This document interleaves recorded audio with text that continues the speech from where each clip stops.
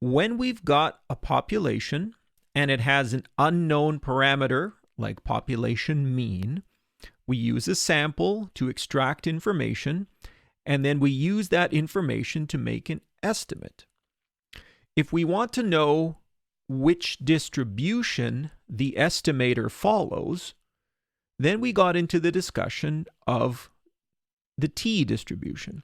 So if we don't know the sample mean or the population mean and the population variance, we need to use the sample variance to estimate the population variance. And it will turn out that the standardized sample average follows a new distribution. The regular sample average is supposed to follow by the central limit theorem. It's supposed to be normal. But if we don't know the population variance, we have to use s squared instead, and that results in a new distribution, a new variable.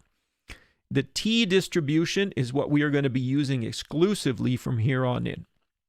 Now, just a rule of thumb, the central limit theorem tells us that we need n bigger than or equal to 30 in order to have the sample average be normal. But in practice, if your population, the underlying information is roughly symmetric, you can have fewer than 30 observations in your sample. The easiest way to do it is to do a quick stem plot of your data from your sample and see what pattern it follows. It will turn out that the t-distribution is pretty robust in terms of the data underlying. Unless it's heavily skewed, you should be able to use the t-distribution. So what is this t-distribution? What are its properties? Okay. It turns out that the t-distribution depends on the sample size.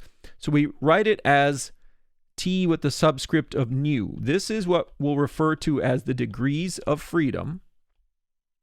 And for us, nu will be n minus 1, where n is your sample size. The shape, there isn't a single t-distribution. There are many t-distributions. So the t-distribution depends on nu. But some things can be said. It's symmetric about the value t equals 0. It's bell-shaped. And as this nu goes to infinity, the t nu distribution will start to approach the standard normal distribution. Now, a picture's worth 1,000 words. The t distributions behave kind of like this. So I'm going to label this axis as a t-axis. They're all centered at 0 and they're all symmetric. Now I'm going to put an underlying curve here, this one in black. This will be the standard normal distribution. The t distributions will behave as follows. They will be symmetric, but there'll be more tail area in the t distribution. So let's approximate this as, let's say, the t3 distribution. As the value of t gets a bit larger, so let's guess that this is, I don't know, t7. As the value of t gets larger, there will be less tail area and more bump area. So I don't know, t12, and we can just continue this idea from there. The pattern is it's going to start approaching the normal distribution the larger and larger the sample size gets. And that's kind of a nice feature. So at some point when your sample size is big enough, a normal distribution will pretty much be interchangeable with this. Now you can calculate areas and probabilities in R. We have the usual distributions. We have P for probability, so there will be the PT distribution. This will ask you for the location and the degrees of freedom, and it will give you back a probability or an area.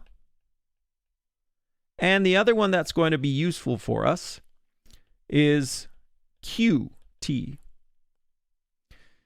It will ask you for the area to the left and the degrees of freedom, and it will return a location, a T value.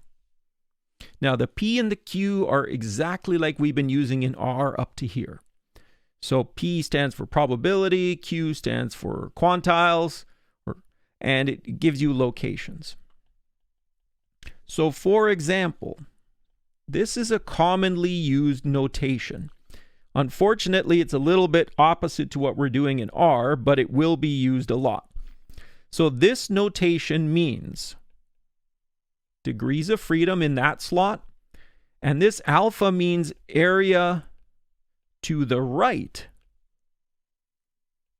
of the given value.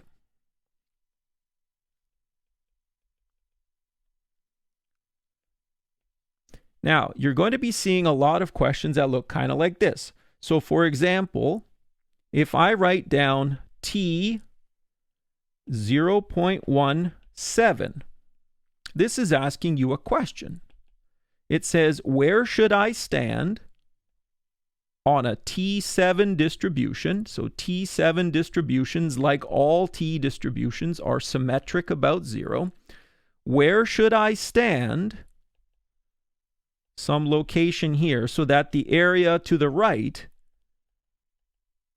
is 0.1? Now, if you want to get a solution to this problem, we are also going to use the fact that a T distribution, like any distribution, is a density. And that means the area underneath it is given by 1. So to answer this problem, we could go into R and you go QT 0.90 and 7. And when we do that, we will end up with the value 1.4149 approximately. The values you get, remember that they are standardized here. And so what that tells you is that you can treat them in the same qualitative way like you would for the normal distribution. Z equals 1 stands for 1 standard deviation from the mean, 68% of the area. Z equals 2 stands for 2 standard deviations from the mean, 95% of the area underneath. The T distribution will behave similarly. It won't be the same in terms of precision, but it will be close.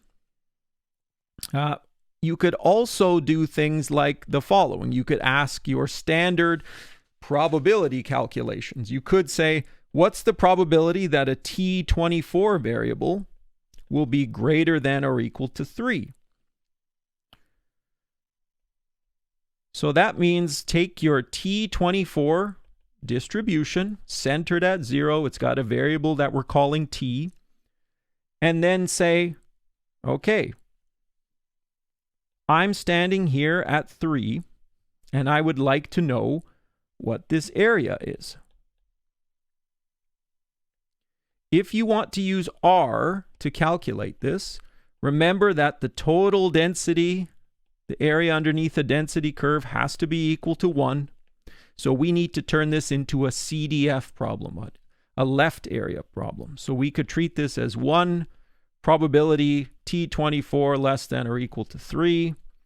And if you're to take R and perform this calculation, you would find 0.003103 and some change. So very, very small. So once you've got this, it's now an issue of practicing with this new distribution, the T. It's always going to feel like the normal. There isn't just one T distribution, there are many of them. It depends on the sample size you're working with.